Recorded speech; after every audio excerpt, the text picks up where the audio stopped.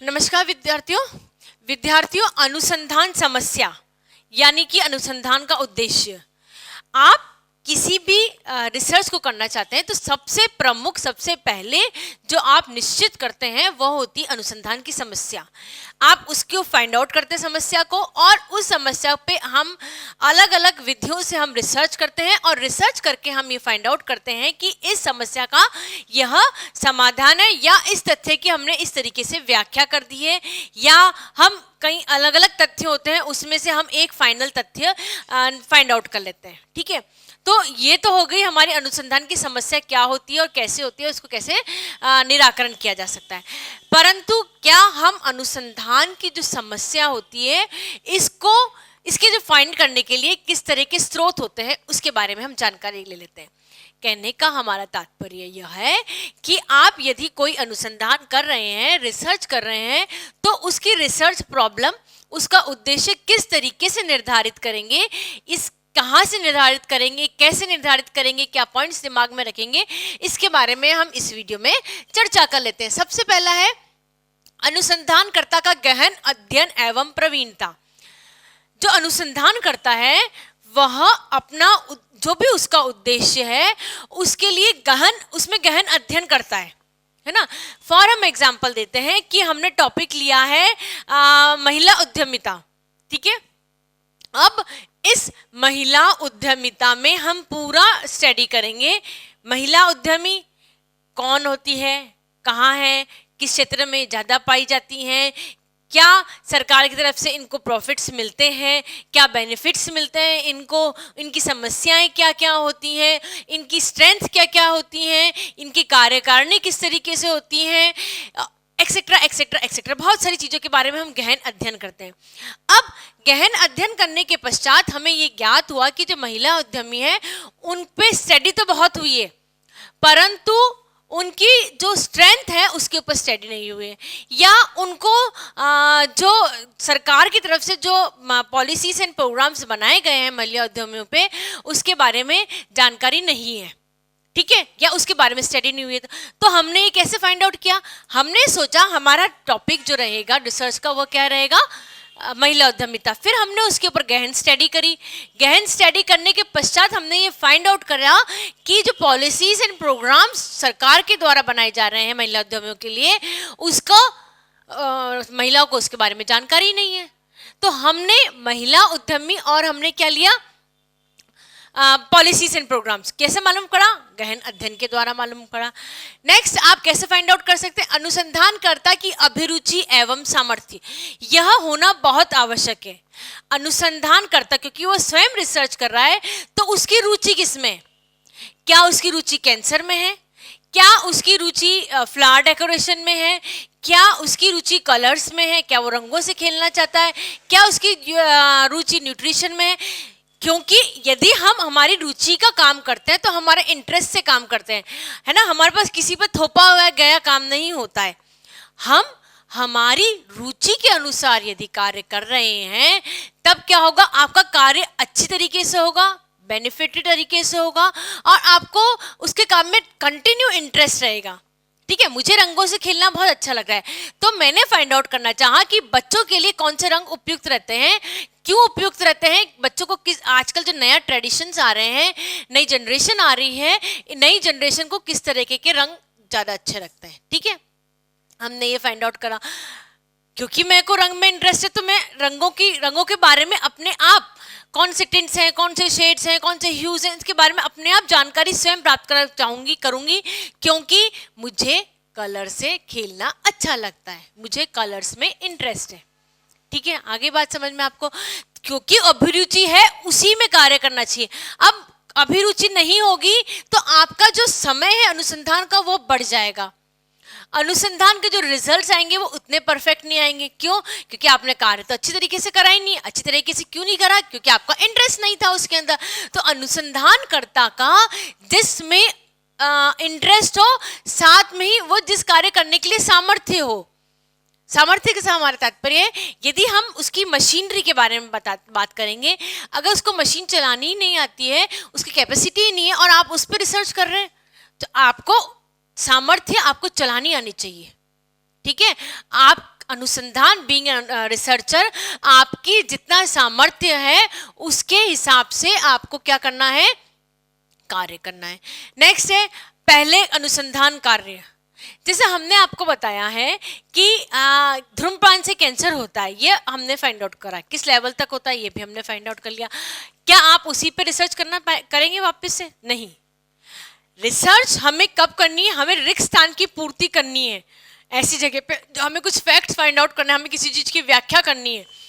अब पहले अगर रिसर्च उसी पॉइंट पे हो चुकी, उसी उद्देश्य को लेके, उसी समस्या को लेके अगर आपकी रिसर्च हो चुकी है तो आपका रिसर्च पुनः रिसर्च करना कोई भी उद्देश्यहीन हो जाता है। इसलिए यह फाइंड आउट करना बहुत आवश्यक होता है, क्या इस टॉपिक पे रिसर्च हो चुकी है अथवा नहीं हो चुकी है, और यदि हो चुकी है तो किस हद तक, किस लेवल तक हो चुकी है। फर्स्ट लेवल कंप्लीट हो चुका है तो हम उन आंकड़ों को ध्यान में रखते हुए हम सेकंड लेवल तक पहुंचेंगे और हम सेकंड लेवल की रिसर्च करेंगे। ठीक है, हमारी रिसर्च, क्योंकि हम चाहते हैं कि हमारी रिसर्च वैध हो, हमारी रिसर्च को मान्यता प्राप्त हो, तब हम उनको तब करेंगे जब हमारी रिसर्च नहीं होगी, है ना। हमारी रिसर्च वैध होगी तभी तो हम उसको मान्यता प्राप्त होगी। मान्यता प्राप्त कब होगी? जब पहले से अनुसंधान कार्य कर रखे हो, हम उसके ऊपर स्टडी करेंगे, है ना। ताकि क्या होता है, आपको नए नए आइडियाज भी आ जाते हैं। आपने टॉपिक ढूंढा, टॉपिक ढूंढने के बाद में आपने देखा अच्छा महिला उद्यमी के इसकी स्ट्रेंथ के ऊपर हो चुकी है, परंतु उसकी वीकनेस जो है उसके ऊपर स्टडी नहीं हुई है। कैसे मालूम पड़ा? क्योंकि हमने पहले अनुसंधान कार्य कर चुके हैं, उसके बारे में हमने देखा है, हमने उसके बारे में स्टडी करी है, हमने उसके बारे में जानकारी प्राप्त करी है। हमें मालूम पड़ेगा कि स्ट्रेंथ ये है, वीकनेस क्या है, ये हमें मालूम नहीं, इस पर अभी तक क्वेश्चन मार्क है।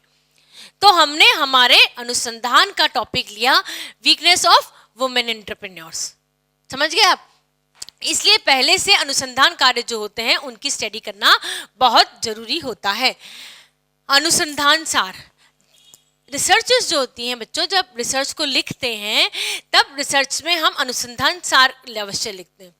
अनुसंधान सार हर रिसर्च में लिखा जाता है, ठीक है। उसके अंदर टॉपिक, आपका उद्देश्य और जो रिजल्ट है उसकी जो मेन फाइंडिंग्स है, क्या क्या आपने पता लगाया, उसके बारे में संक्षिप्त जानकारी होती है। 1 या 2 पेज की आपके रिसर्च के बारे में पूरे जानकारी होती है, ठीक है। आप बीइंग ए रिसर्चर उसको पढ़िए, 1 अनुसंधान सार, 2 अनुसंधान सार, 3 अनुसंधान सार, सेम टॉपिक पे पढ़िए। जो जैसे हम इस वाले वीडियो में हम एग्जांपल ले रहे हैं वुमेन एंटरप्रेन्योर्स का, ठीक है। वुमेन एंटरप्रेन्योर्स की जितनी भी रिसर्चेस पहले हो चुकी है, जितने भी पहले अनुसंधान कार्य हो रहे हैं, उसके क्या पढ़ने हैं हमको? सार, अनुसंधान सार पढ़ने। अब आप अनुसंधान सार पढ़ेंगे तो अनुसंधान सार से हमें ये जानकारी प्राप्त हो जाएगी कि हम इस नए टॉपिक के ऊपर, इस समस्या को लेके, इस उद्देश्य को लेके हम नेक्स्ट स्टडी कर सकते हैं। फिर हम बात करते हैं अनुसंधान पत्रिकाएं। बहुत सारे जर्नल्स हैं, यूजीसी के द्वारा भी सेट किए गए बहुत सारे जर्नल्स हैं। जितने भी जर्नल्स हैं आजकल तो नेट पे बहुत इजीली अवेलेबल होते हैं, ऑनलाइन है, ऑफलाइन है, बहुत जर्नल्स अवेलेबल हैं। उन जर्नल्स को स्टडी करिए।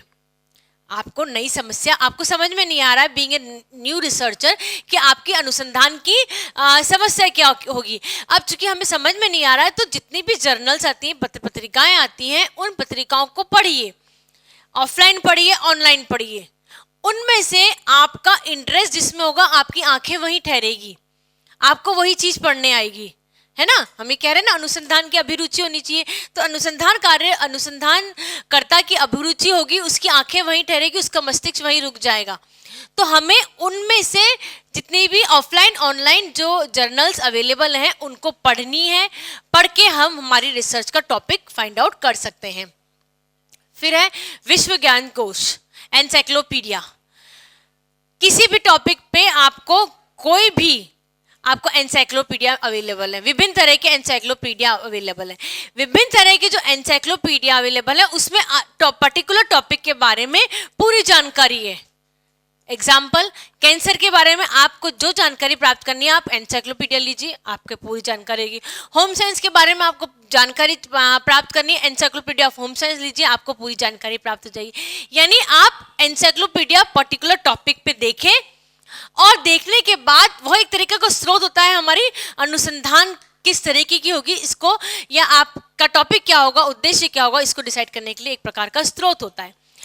संगत पुस्तिकाएं, जो पुस्तिकाएं हमारे पास अवेलेबल होती हैं, रेफरेंस बुक्स हमारे पास अवेलेबल होती हैं, लाइब्रेरीज में अवेलेबल होती हैं, हमारे स्वयं के पास अवेलेबल होती हैं। हम उन बुक्स के थ्रू भी हम हमारा जो उद्देश्य होता है उसको फाइंड आउट कर सकते हैं।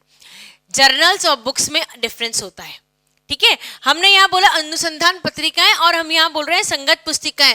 अनुसंधान पत्रिकाएं में केवल जो रिसर्चेस हुई हैं, है ना, जो हो चुकी हैं, उनका शॉर्ट में उसका सार के बारे में लिखा जाता है। ये रिसर्च इस तरीके से हुई है, इसके टॉपिक क्या है, उसका ऑब्जेक्टिव क्या है, रिजल्ट्स क्या है, इसके बारे में आपको जितनी भी अनुसंधान हुई है उसको हम अनुसंधान पत्रिकाओं में लिखते हैं। और ये जो अनुसंधान पत्रिकाएं होती हैं ये हर सब्जेक्ट की अलग अलग होती हैं, है ना। हिस्ट्री की अलग होगी, साइंस की अलग होगी, सोशल स्टडीज की अलग होगी, केमिस्ट्री की अलग होगी, फिजिक्स की अलग होगी, यानी हर सब्जेक्ट की वाइज अलग अलग होती है।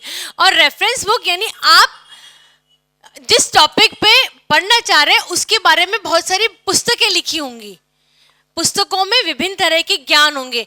जरूरी नहीं है उसके अंदर रिसर्च के बारे में ज्ञान हो, जो रिसर्च हो चुकी है उसके बारे में ज्ञान हो, इसके बारे में जरूरी नहीं है आपको जानकारी प्राप्त हो, है ना। इसमें क्या प्राप्त होगा, केवल आपको उस टॉपिक के बारे में जानकारी प्राप्त होगी। और अनुसंधान पत्रिकाओं में आपको अनुसंधान का क्या हो चुके हैं इसके बारे में जानकारी प्राप्त होगी। तो अनुसंधान जो संगत पुस्तकें होती हैं, रेफरेंस बुक्स होती हैं, इन रेफरेंस बुक्स के थ्रू भी आप जानकारी प्राप्त कर सकते हैं। विशेषज्ञ सुझाव, विषय विशेषज्ञ होते हैं, बट ऑब्वियसली अलग अलग सब्जेक्ट के केमिस्ट्री का विशेषज्ञ यह होता है, एक्स होम साइंस में भी हमारे जो 5 अलग अलग डिसिप्लिन है, इन डिसिप्लिन्स का विषय विशेषज्ञ अलग अलग होते हैं। आप विषय विशेषज्ञ के पास जाएं, बीइंग एन रिसर्चर, उनसे फाइंड आउट करें, क्योंकि वह अपने सब्जेक्ट के ऊपर कमांड होता है उनका, उन्हें पता होता है कि इस टॉपिक पे रिसर्च इतनी हो चुकी है, यह बेनिफिट ज़्यादा रहेगा, यह स्टूडेंट के लिए कम बेनिफिट रहेगा, स्टूडेंट का इंटरेस्ट देख के, है ना। तो जो विशेषज्ञ होते हैं सब्जेक्ट के, उनसे भी हम जानकारी प्राप्त कर सकते हैं कि हमें जो रिसर्च करनी है उसका ऑब्जेक्टिव क्या रखना चाहिए। उपेक्षित क्षेत्र, जो भी उपेक्षित क्षेत्र होते हैं हम उनमें से सब्जेक्ट का चुनाव कर सकते हैं। नेक्स्ट है नियोजित निर्देशन कार्यक्रम। प्रोग्राम प्लानिंग जितनी भी होती है, उन प्रोग्राम प्लानिंग कैसी है, हमारी सरकार के द्वारा बहुत सारी प्रोग्राम प्लानिंग चलाई जाती है, अलग अलग समय पर अलग अलग प्रोग्राम प्लानिंग चलाई जाती है। महिलाओं के लिए अलग होती है, बच्चों के लिए अलग होती हैं, अलग अलग वर्गों के लिए अलग अलग प्रोग्राम प्लानिंग चलाई जाती है। हम इन प्रोग्राम प्लानिंग के जो कार्यक्रम हैं उनके थ्रू भी हम फाइंड आउट कर सकते हैं हमारा रिसर्च का टॉपिक क्या है। जैसे महिला और पुरुष के अंदर जो रेशो है ना, कितनी महिला हैं कितने पुरुष हैं, इसका रेशो जो है वो बीच में गड़बड़ा गया था हिंदुस्तान में। अब तो रेशो ठीक होता जा रहा है। अब हमें ये फाइंड आउट करना है, हमने सरकार ने कार्यक्रम चलाया बेटी बचाओ बेटी पढ़ाओ, क्यों चलाया, क्योंकि जो रेशो था वह गड़बड़ा जा रहा था, महिलाओं की जो स्टडी लेवल था वो कम होता जा रहा था। हमें ये फाइंड आउट, रिसर्च का टॉपिक हमने कैसे ढूंढा, हमने सरकार के द्वारा कार्यक्रम चलाया बेटी बचाओ बेटी पढ़ाओ, क्यों, इसके लिए हमने रिसर्च करी, है ना। ये कार्यक्रम हमें मालूम पड़ा कि जनसंख्या में जो महिला और पुरुष की जो स्तर है या जनसंख्या है जो वो कम होती जा रही है, डिफरेंस जो हो रहा है महिलाओं में कम होता जा रहा है और पुरुष का संख्या जो हो रही है वो बढ़ती जा रही है। जो डिफरेंस लेवल हो रहा है वो कम क्यों हो रहा है ना, ये बढ़ोतरी जो हो रही है वो क्यों बढ़ोतरी हो रही है, इसको फाइंड आउट करने के लिए हमने रिसर्च करी। तो हमने कैसे करा, क्योंकि हमने सरकार के द्वारा जो कार्यक्रम प्रोग्राम पॉलिसीज चलाए जा रहे थे उसके ऊपर स्टडी करी और उसके ऊपर स्टडी करके हमने हमारे रिसर्च का टॉपिक फाइंड आउट करा। वर्तमान की आवश्यकताएं, आज के हमारे युग में हमारी वर्तमान की आवश्यकता है कि हमें कोविड का वैक्सीन मिलना चाहिए, हमें कोविड से बचाव चाहिए, है ना। अब वर्तमान की आवश्यकता है तो हमने क्या किया, उसके ऊपर रिसर्च करी। हमें ये फाइंड आउट करना है कि कोविड की जो वैक्सीन लग रही है क्या उसका नेगेटिव इफेक्ट हो रहा है या र्यूमर्स ही है सिर्फ, ये हमें वर्तमान की आवश्यकता है, बहुत जरूरी आवश्यकता है ये, कि हमारे जो वैक्सीन लग रहा है उसके बारे में र्यूमर्स फैल रहे हैं क्या, जो कोविड है ये अपना बार बार म्यूटेट हो रहा है, क्यों म्यूटेट हो रहा है, इसके पीछे क्या कारण है, ये वर्तमान की आवश्यकता है। तो ये जो वर्तमान की आवश्यकताएं हैं इसको न्यूज़पेपर में आप देखें, पढ़ते रहें, और उसके सोच से हम फाइंड आउट कर सकते हैं कि हमारे वर्तमान की क्या आवश्यकता है। उन आवश्यकताओं से हम हमारा रिसर्च का टॉपिक जो है वह फाइंड आउट कर सकते हैं। फिर है पेशेवर लोग। पेशेवर लोग यानी कि जो रिसर्च में ही इन्वॉल्व होते हैं, ऐसे व्यक्ति जो केवल और केवल रिसर्च के कार्य में ही इन्वॉल्व होते हैं। कई साइंटिस्ट होते हैं वो केवल रिसर्च में ही इन्वॉल्व होते हैं। जैसे अर्गोनॉमिक सब्जेक्ट है, अर्गोनॉमिक सब्जेक्ट में कई जनों की बहुत स्पेशलिटी होती है कि हमें इसके बारे में पूरी जानकारी है। तो अर्गोनॉमिक्स में इक्विपमेंट्स किस तरीके से बनाए जाते हैं वो कौन बताएगा? जो रिसर्च कर रहा है अर्गोनॉमिक्स पे, है ना, जो रिसर्च किस पे कर रहा है, अर्गोनॉमिक्स पे रिसर्च कर रहा है, वही इसके ऊपर बना सकता है। यानी साइंटिस्ट, पेशेवर लोग से मतलब है हमारा साइंटिस्ट जो कि रिसर्च के अंदर पूरी तरीके से इन्वॉल्व है, उनके द्वारा भी आप अपना रिसर्च का उद्देश्य प्राप्त कर सकते हैं। रिसर्च का कुछ भी उद्देश्य हो, है ना, रिसर्च को उद्देश्य प्राप्त करने के विभिन्न स्रोत हैं जो कि हमने यहाँ पे डिस्कस कर रहे हैं। और कोई भी उद्देश्य हो, यह हमेशा ध्यान रख लेना चाहिए कि अनुसंधानकर्ता की का इंटरेस्ट का होना चाहिए। वो अनुसंधानकर्ता के इंटरेस्ट का होता है और तभी वह इंटरेस्ट लेता है उसके अंदर, वही कार्य करता है, और उसके जो रिजल्ट आते हैं उसकी वैधता ज़्यादा होती है क्योंकि वह स्वयं इंटरेस्ट लेके उसके अंदर कार्य करता है और यह वर्तमान की आवश्यकताओं को पूर्ति करते हुए होना चाहिए।